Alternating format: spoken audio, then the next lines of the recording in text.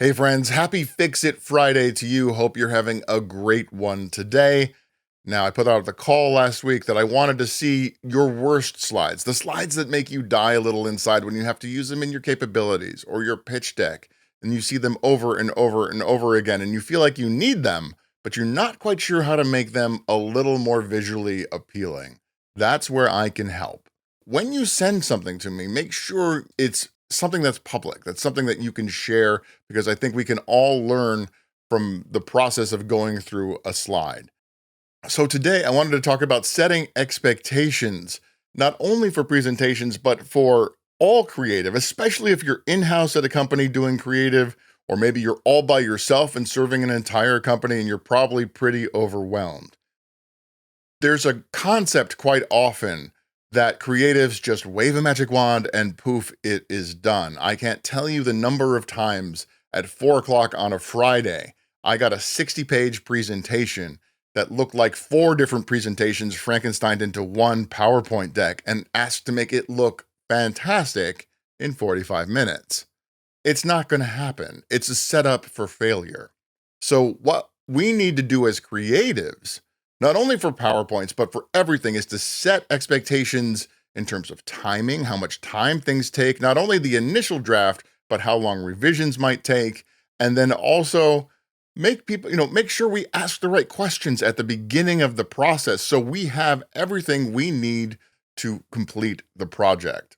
What we used to do is a company-wide presentation that gives an overview of all of the different types of creative we are capable of delivering. Everything from HTML emails to PowerPoint presentations to designs to PDFs done in InDesign to books, printed books. We did some of those. And what that does is it not only lets people know what we're capable of doing, but might let them know some different things that are available, like video editing, like 3D animation, a lot of cool new things that they might have never thought to use. And it also sets up, again, that expectation of timing, expectation of how far in advance they need to get you involved in the process. And I would encourage you, if you are using an in-house creative team, to get them involved at the very beginning and bring them on client calls, because they will be able to ask the questions that clients might not have even thought about asking. Now, bringing it back to PowerPoint, which is really what we're focusing on Fix It Friday, we set up 3 different tiers of creative passes that we could do. There was a 5-minute pass, a 10-minute pass, and a 20+ minute pass. And those are the average timings it would take for each slide to be done.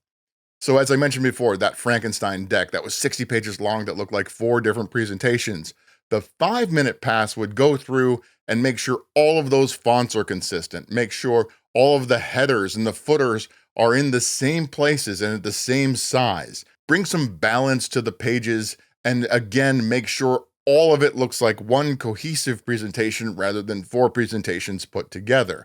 Once that was done, we would also go into the slide master and remove any of the extra masters that were in there from people having brought in slides from other presentations. And I think that is one of the biggest things that most people miss. Despite the visual that you may have fixed up front, what still exists is the master. And if you've got a competitive client logo, if you've got something else in there that you might not want this current client to see, it's very important that you get rid of that master.